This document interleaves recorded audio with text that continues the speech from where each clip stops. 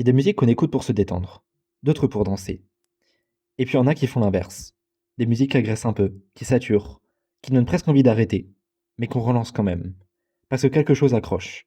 Un malaise, une tension, un sentiment que ce son n'est pas là pour être agréable, mais pour dire quelque chose.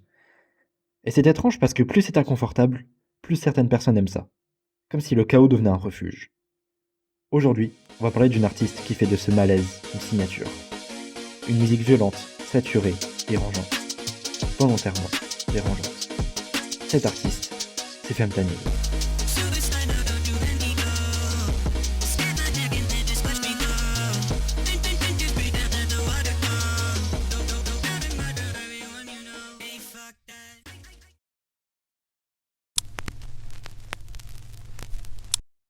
Femme Tanil, ou de son nom de scène Noël Mansbridge, est une artiste électronique qui est originaire de Toronto. Initialement, elle travaillait en solo, mais maintenant elle travaille avec Juno, un autre artiste qui gère tout ce qui est batterie et production sur ses sons. On peut voir de nombreux articles la décrivant comme un acte indépendant émergeant de la scène post-SoundCloud et d'Internet, avec une identité visuelle qui cache souvent le visage réel, avec un personnage de dessin animé que l'on nomme Token. C'est un personnage qu'elle a créé elle-même et qui apparaît très souvent sur ses pochettes d'albums par exemple. Femme Tanil, elle travaille de manière autoproductive, c'est-à-dire qu'elle n'est pas dépendante d'un label, elle a une discographie avec plusieurs EP et singles notables. On peut noter Chaser, qui est un EP qu'elle a sorti en septembre 2023.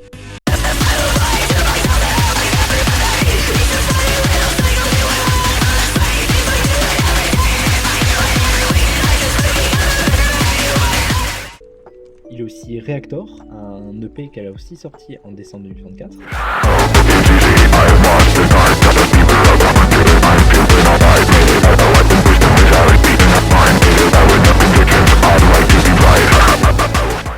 Où il y a aussi des singles indépendants, comme par exemple Act Right ou Diner. Enfin, au moment où je tourne cette vidéo, il y a un projet qui est censé sortir, son premier album en collaboration du coup avec Juno, Man by Dog, qui contient déjà 2 titres qui sont sortis, Body the Pistol and Head Up.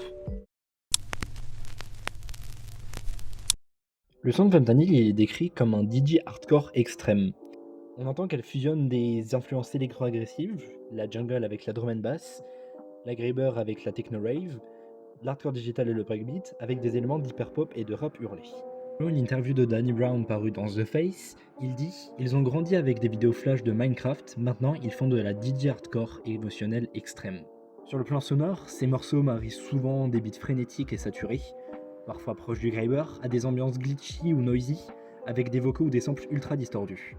Les textes sont parfois scandés ou hurlés par Femme Tanil, qui possède une voix assez féminine, grave et parfois hachée, entrecoupée de samples vocaux et pitchés. L'atmosphère générale est volontairement chaotique et sombre.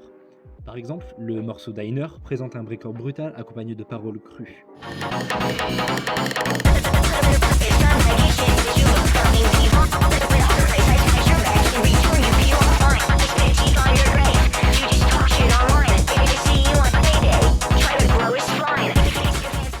Cette esthétique, elle rappelle celle des artistes de noise ou de drum and bass extrême, comme Machine Girl ou Atari Teenage Riot.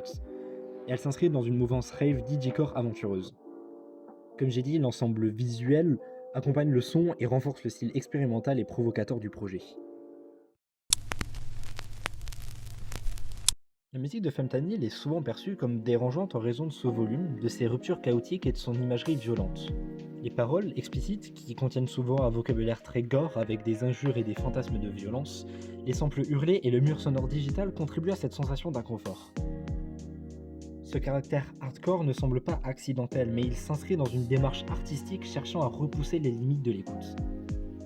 On retrouve de nouveau sa mascotte qui est souvent représentée dans des expériences douloureuses ou horribles, symbolisant le thème bruyant et chaotique de la musique. Cette exagération sonique et visuelle fonctionne comme une forme d'expression cathartique. On sature volontairement le son et l'imagerie, l'artiste crée un exutoire aux émotions intenses et établit sa marque de fabrique.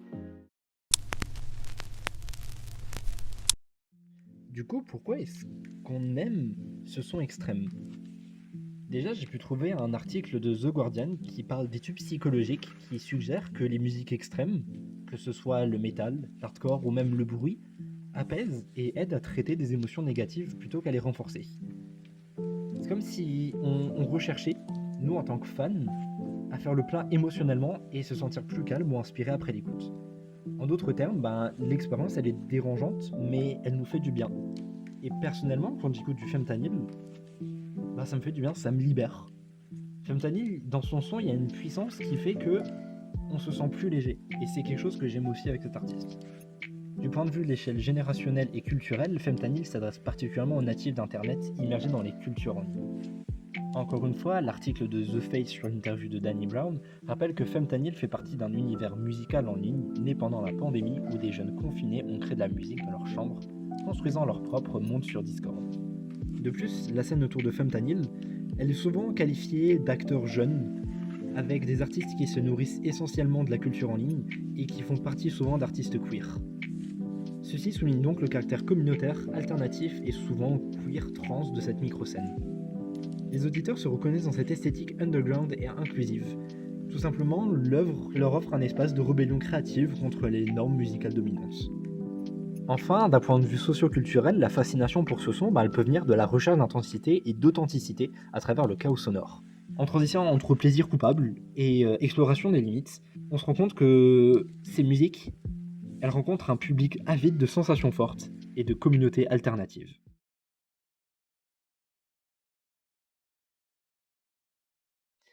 Voilà, c'était tout pour cette vidéo. Merci en tout cas de l'avoir regardée.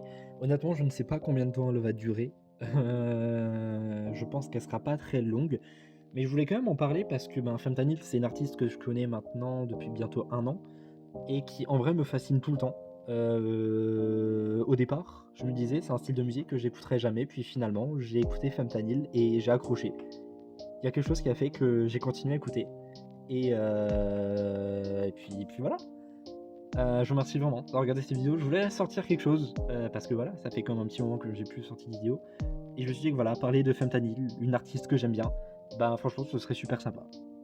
Je vous remercie énormément d'avoir regardé cette vidéo. Et puis je vous dis à la prochaine pour une autre. Bye bye.